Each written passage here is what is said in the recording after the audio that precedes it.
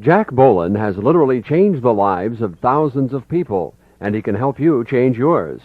The following lessons are designed to give you the information and inspiration you need to make your life what it can be. This program is entitled 12 Steps to a Spiritual Experience. And now, Jack Boland. All of your life you've probably been hearing and reading of mystics and saints, men and women who seem to stand tall and straight as they walk through life, head and shoulders above normal people, functioning well, setting examples, speaking wisely, moving almost effortlessly through life's unfolding experiences, and somehow their experience does not seem to be different than ours, but their reaction to their experience is greatly different than ours. These people seem not only to have discovered the success and the joy of living for themselves, but invariably they have a marked influence on the lives of almost everyone that comes in contact with them.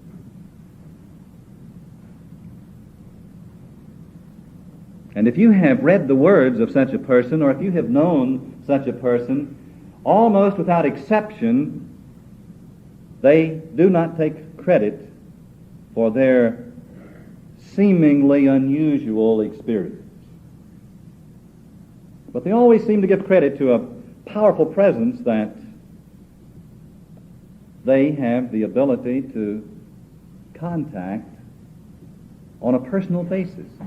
Somehow, to these people, God is an experience, not an idea, but an actual living experience, but maybe not always on a continuing basis. But when they lose it, they know how to reestablish a conscious contact with a power, a presence, with another dimension of life that speaks to them in a way that brings a smile to their face, and to them there seem to be no tragedies in life.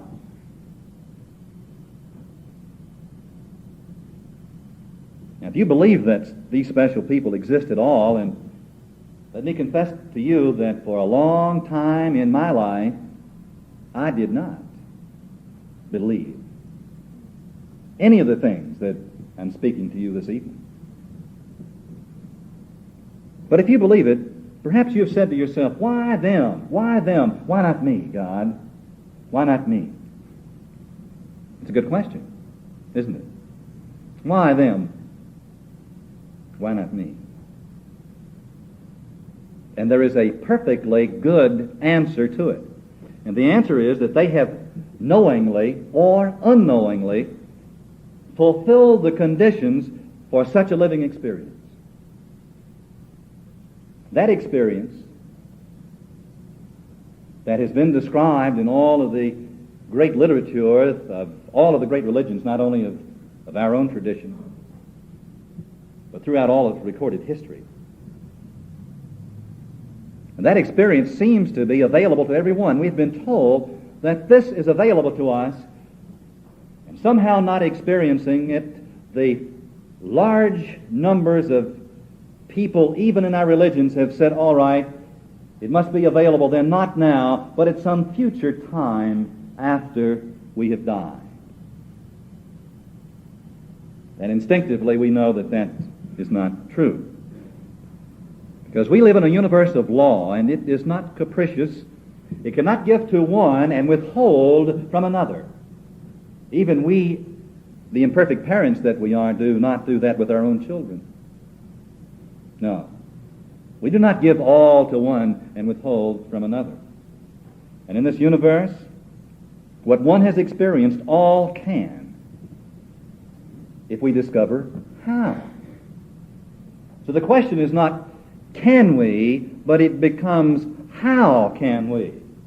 There must be a way to have this experience, this remarkable experience, that intuitively we have sought. We have sought it in our prayer, and yet, even in those moments, have feared it.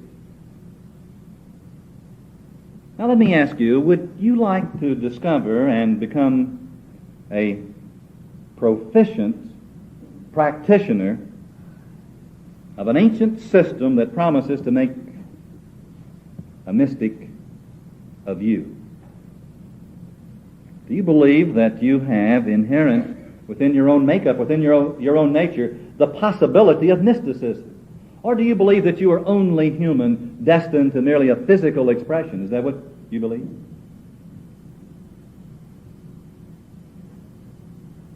But would you like to try, as an experiment, for a period of time, the practicing of a system that might absolutely amaze you at the results it can produce to your own satisfaction in the laboratory of your own consciousness and of your own life?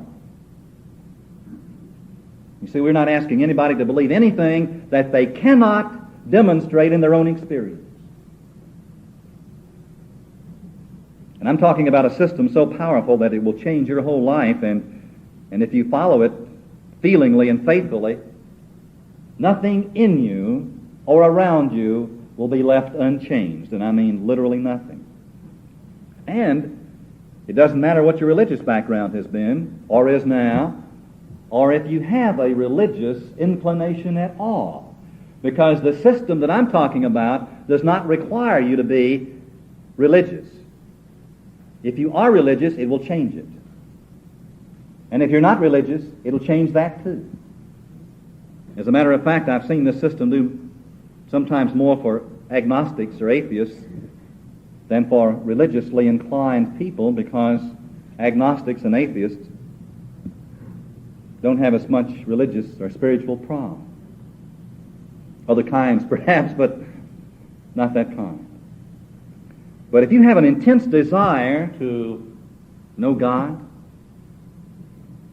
or if you have an intensely deep need that you have tried to fulfill with all your heart and have failed, or if you have experienced in a general way the failure of life on this earth and have grown desperate, maybe no one knows it but you, but in the silence of your own being you have known much desperation, then you might be ready for this system of thought. You might be. Who knows? You see, you might become one of those people that you've been reading about. Or you might become one of those people whose books you've been reading. It's worth a try, wouldn't you think? It's worth a try. Yesterday I stopped in a telephone booth to make a call. As I put my dime in the slot, I looked at the directory that was folded in its slot, and there, written in fresh, bold letters, was that one word, help, followed by 2 exclamation points. Help. Help. And as I completed my call, I could imagine the person who stood there in the desperation of their own life,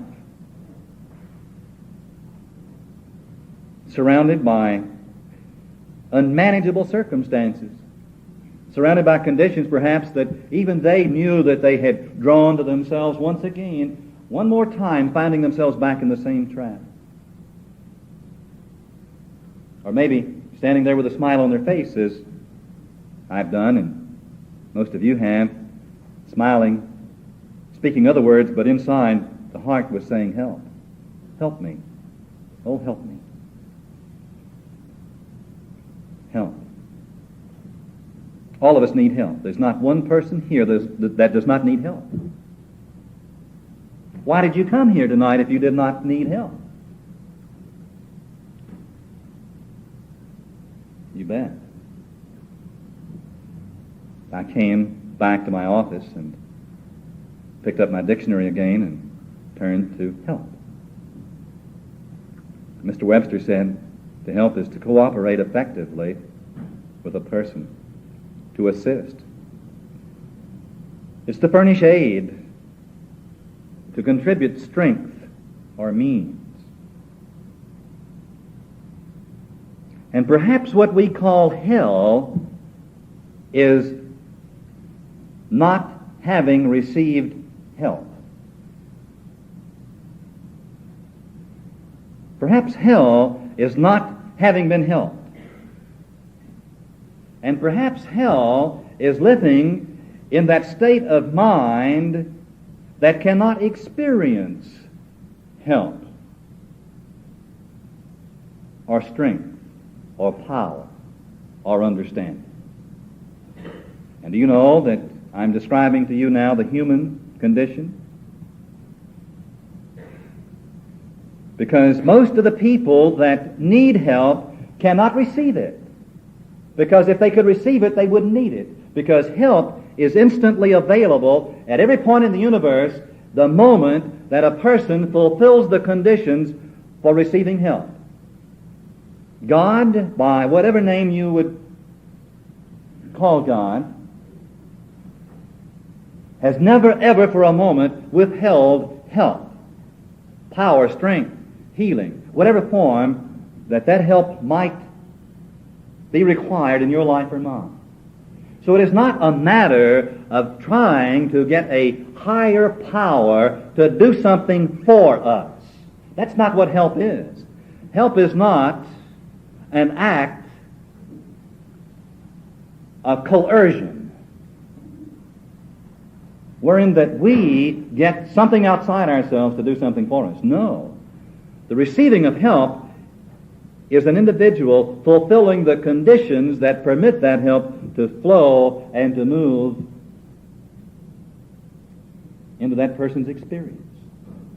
There must be a way, and there is a way, for every human being, for every part of creation to receive that which is its own special need, as defined by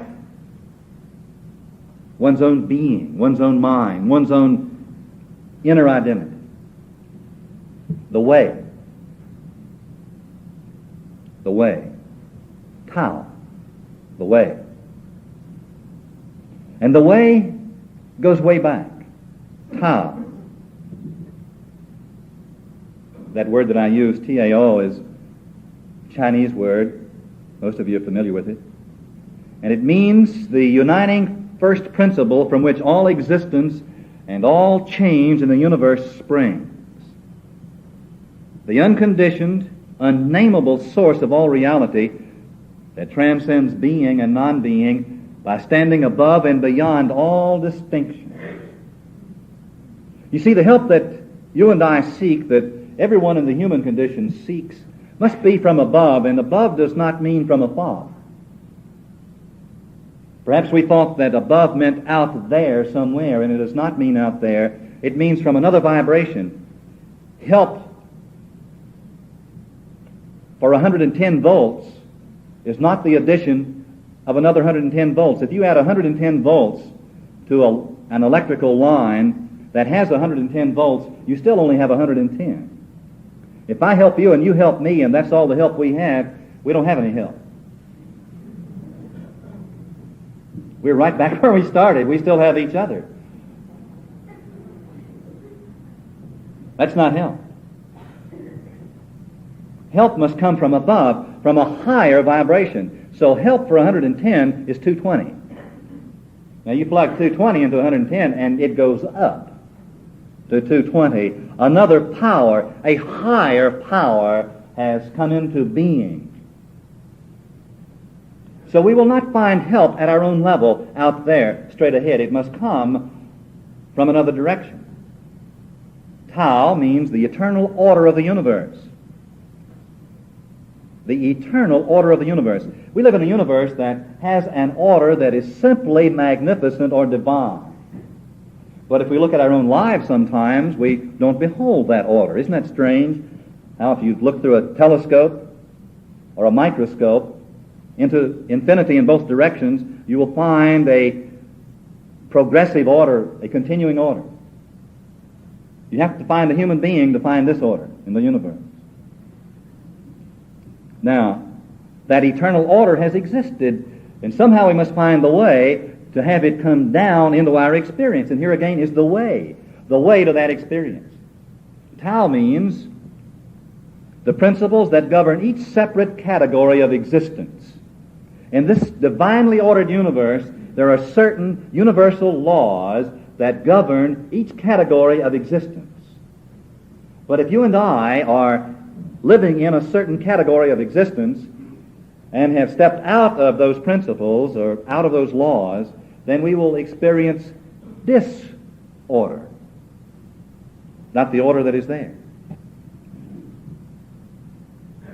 Tao means cosmic reason.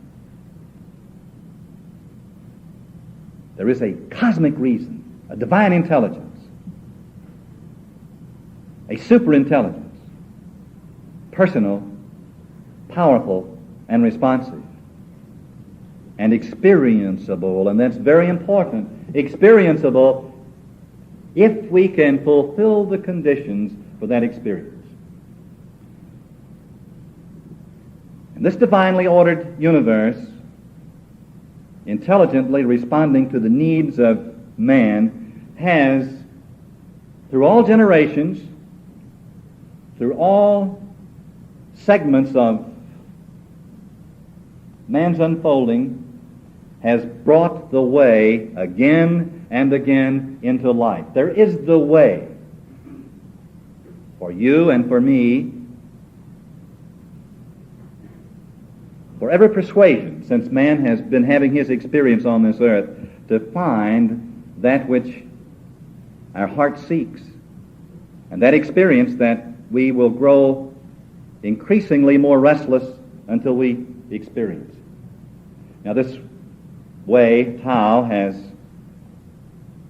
was not only revealed to the ancient Chinese, it's quite evident in the Old Testament, in the New Testament, especially in the Sermon on the Mount, in the book of James. A notable example of the outline for religious retreatants as given by the Jesuit order of priests is Tao. Tao has appeared and reappeared. And a generation ago, once again, it appeared in the form of a movement that consisted at one time in the 1920s and 30s of several 100,000 people scattered around the earth in what was known as the Oxford Group movement that many of you are familiar with. And this began with an experience, a spiritual experience that happened to a man by the name of Frank Buckman, who was a Presbyterian missionary in China in 1910. This man was there saving the heathen, he thought and said. And in the midst of his experience of saving some other people, he was saved from what he believed. These are his words, not mine. He had an experience then wherein that the nature of man and the nature of the universe and the nature of God and the eternality of things and the unity of all life was revealed to him. And not only was it revealed to him, but the way was given to him to help other people to experience this magnificent unfolding that was his. And he gave up the ministry as he then understood it, went back to his native England, and began to teach on a one-to-one basis and in small groups that were known as cells. And he taught people from all around the world, and one of whom was Dr. Sam Shoemaker, an Episcopal priest who those of you who are Episcopalians have known by reputation, if not personally, and have loved. And I had the marvelous opportunity to know, in a small way, Dr. Sam. Dr. Shoemaker had an experience as a result of Tao, or the six tenets of the Oxford movement of the way, that within his own ministry he had an experience that changed his life, and he became the leader of what developed as the Oxford movement in this country. But in 1921, Frank Buckman, lecturing at Oxford University, the series of lectures caught fire at that university and spread around the world, and in the years that followed became known as the Oxford movement, and hundreds of thousands of men and women had dramatic experiences and healings that were, in many instances, miraculous in nature, recovering from diseases and from conditions that were of the same kind that are described in the Bible and in other works of a similar nature. the 6 tenets of the Oxford movement. The 1930s, the Oxford movement became involved in inner politics, began to be disrupted within itself, and fell apart momentarily. It appeared in 1938 as moral rearmament. You're familiar with that. But there was a faction of the Oxford group movement that continued to exist. And you know that group as Alcoholics Anonymous. In a certain sense, there is no Alcoholics Anonymous. It is the continuation of the old Oxford movement. But the alcoholics are the drunks of the Oxford movement. And remember that a part of the way was that a person had to be desperate before they could practice these tenets. Why? Because unless one is desperate, they will want their conditions to change, their lives to change, but not me, God. I'm doing pretty good, thank you. Lay something on me from the outside, but don't touch anything in here where I live. But if a person is about to lose their life because of a cancer in the body or a cancer in the mind, they've been a failure and can't admit it. This is not always necessary. If one can fulfill the conditions living from what one would call success in the world, it will still work. At any rate, the alcoholics in the Oxford movement had started writing some new literature for themselves because the movement was rather religiously oriented with the religious language that the drunks couldn't stand.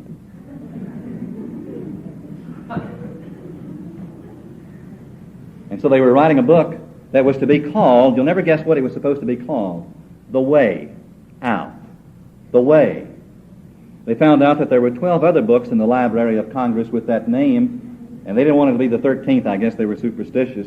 And so someone came up with Alcoholics Anonymous, not anonymity, meaning we don't want you to know who we are, but anonymous. One of the spiritual principles was that when you had your own awakening, your own experience, your own miracle, your own conscious contact with God, you had to go find someone with a similar problem and share it with them. You had to put it back into the earth, back into life, had to give it back. You could not keep it unless you gave it away. And you did this anonymously, giving all credit to God, taking no credit for oneself because the ego had to die. All credit going to God.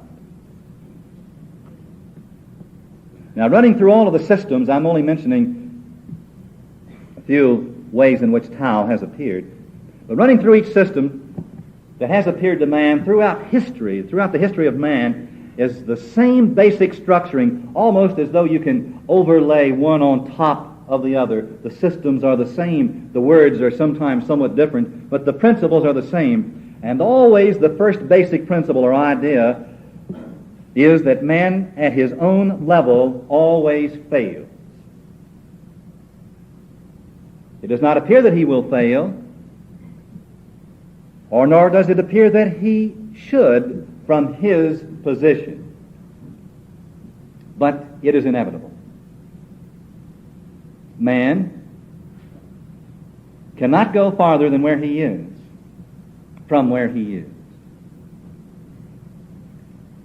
Somewhere in his unfolding, he must change from believing that he is merely a physical being to beginning to believe that he is more than that, perhaps even a spiritual being. And the only thing that will convince him of this, that will prove this to him, is his own experience.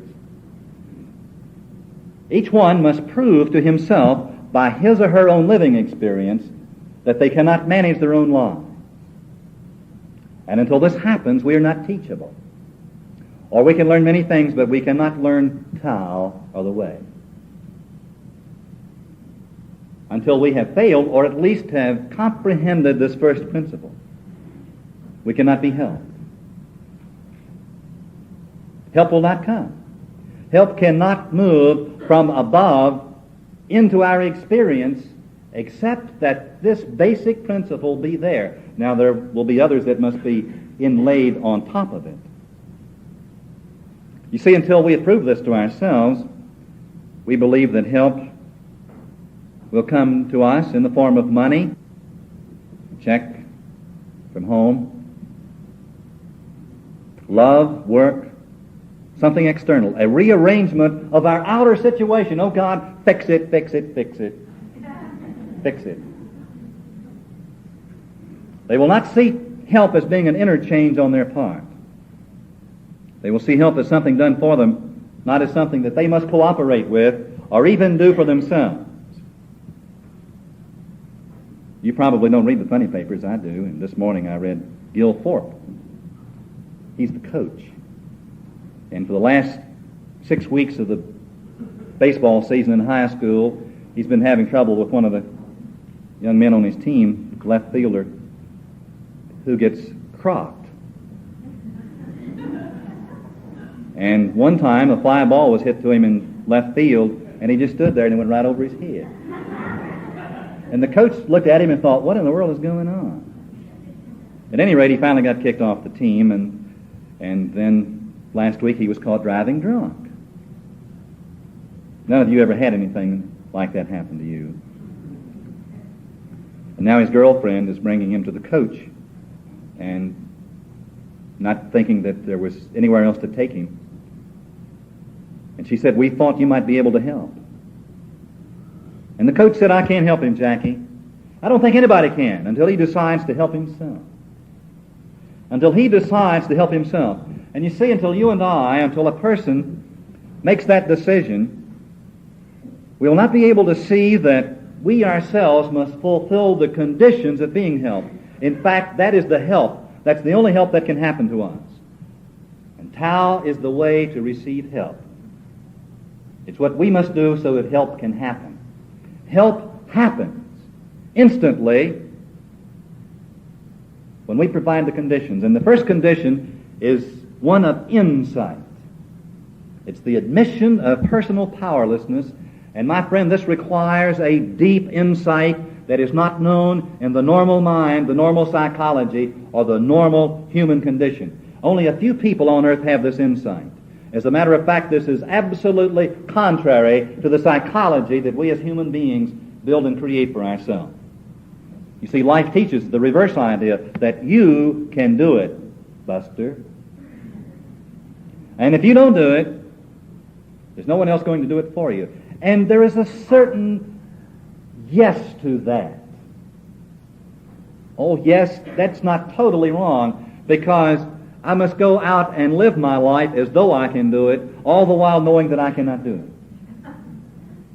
Always in spiritual principles, there is the paradox, the double-edged sword.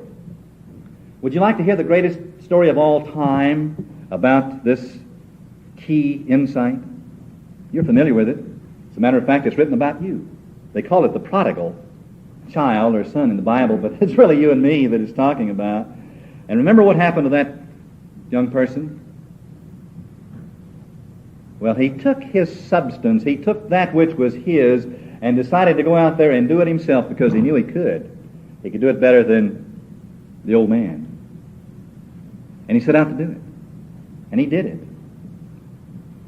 You know where he was when he came to himself? In a pig pen. A Jewish boy in a pig pen. And he wasn't even eating with the pigs, friends. He ate what they left. Now that's called hitting the bottom, I'll tell you. And no man gave him anything.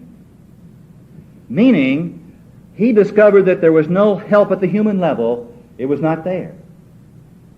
That the answers that he needed were not to be found from man, from conditions. He'd had the money, it was given to him, and it was gone. He'd sought it in other little things that we won't mention, but the story will tell you what they were. Hadn't found it there. Where was he going to find it? And then he came to himself. Came to himself and remembered in his Father's house, meaning this other dimension, this higher vibration, the super consciousness, that which was above, that which he had left, never leaving, but that which he had discarded, or that which he had said does not exist. That's what leaving means. He went into a far country. Doesn't mean that he took a boat. He went into a psychology that by the very nature of its own self was a failure psychology. That's the human condition. Now, he came to himself and he admitted that he was powerless, that he was not going to find where he had been. And this insight is a kind of honesty, again, that's not experienced in man's so-called normal condition. Because we want to hide this. We don't even want to admit this to ourselves. Not at all. No way.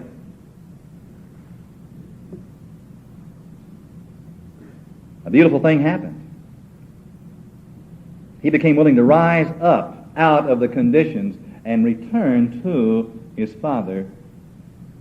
You see, we want help to come to us right where we are. We want help to come down into the problem as we sit there suffering in the problem. We don't want to be changed. Help come to me. It's like being in your automobile stuck in the snow with your wheels spinning and your windows rolled up and the heater on, and you want help to come in the form of someone driving up and getting out of their car and walking over to your window and knocking on it, and you roll it down a little bit, and help says, "Gosh, you're stuck, aren't you? Would you like for me to take my tow rope and you sit comfortably where you are now, don't you move."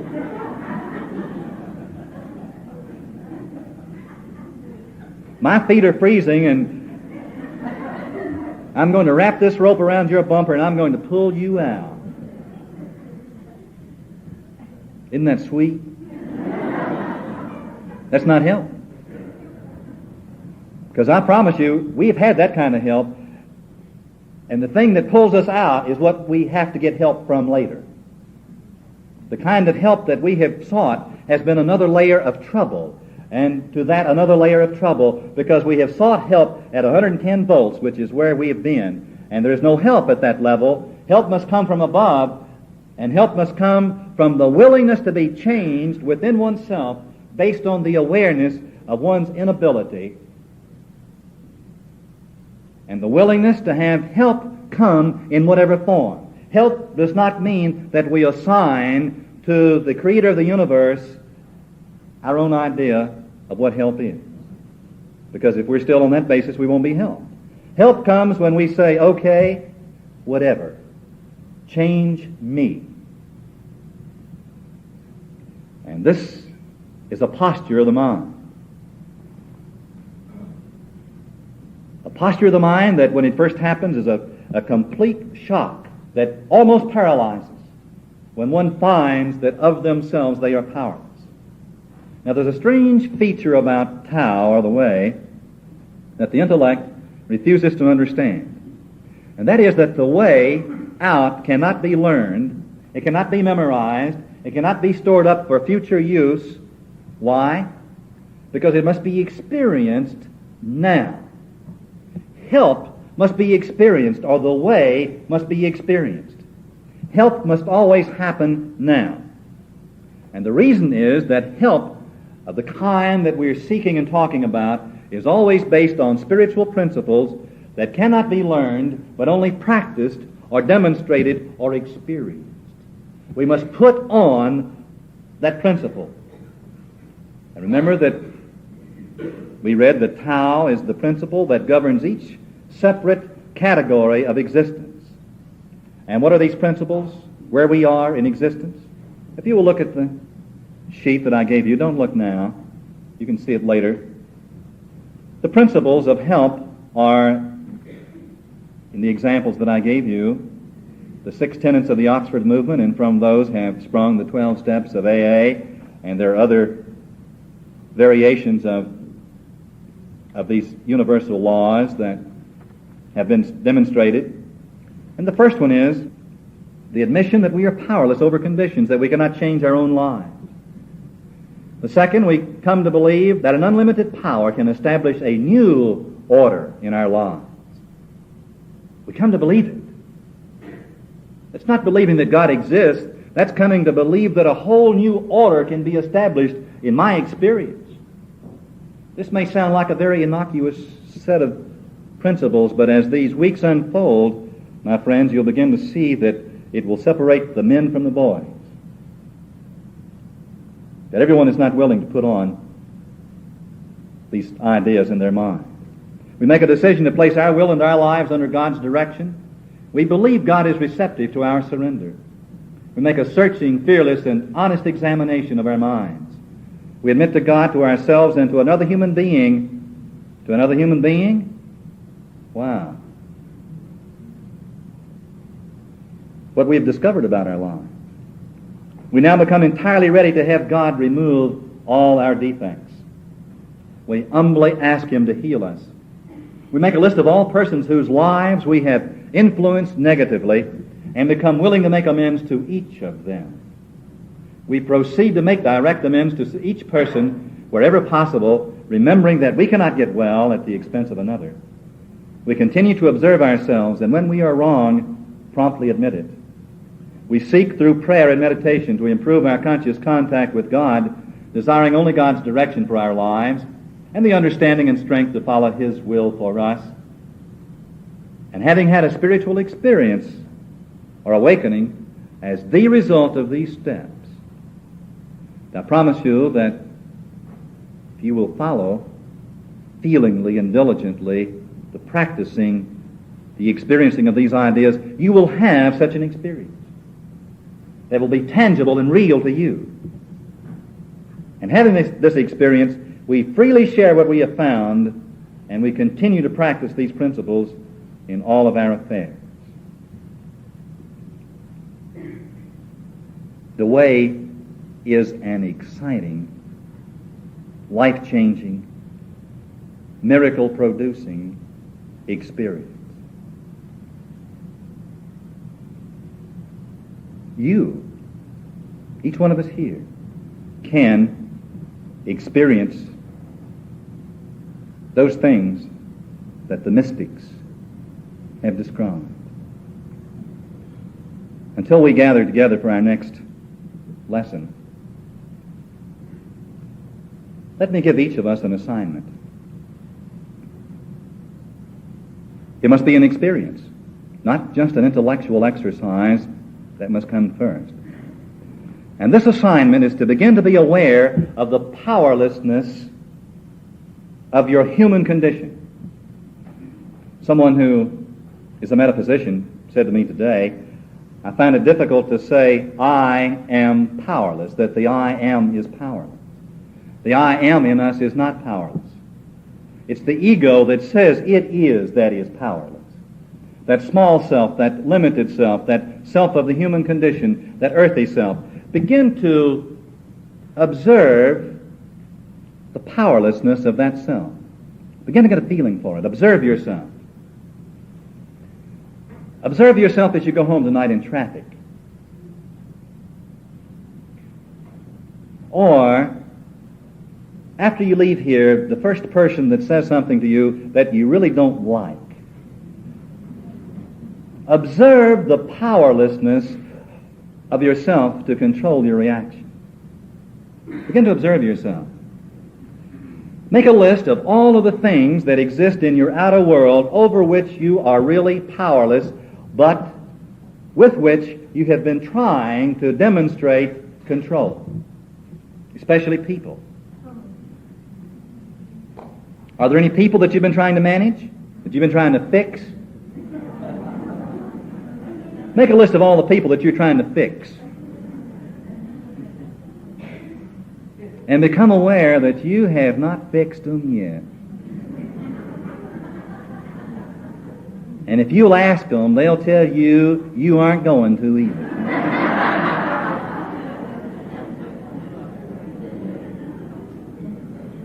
That's powerlessness. But admit it, recognize it, become aware of it, and then look at your own inner life.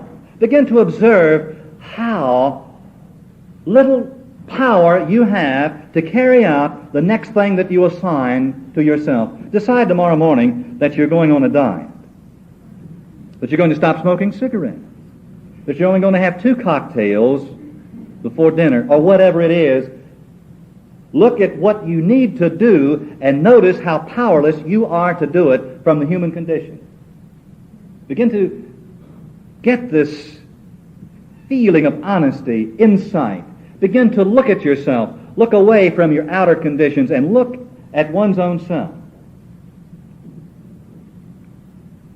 Begin to see how mechanical you are, that next Tuesday is like last Tuesday. If it is. Is it? Think about it.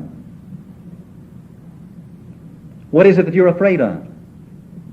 The next time someone says something about you that you think is unfair, notice how long it takes you to stop thinking about it.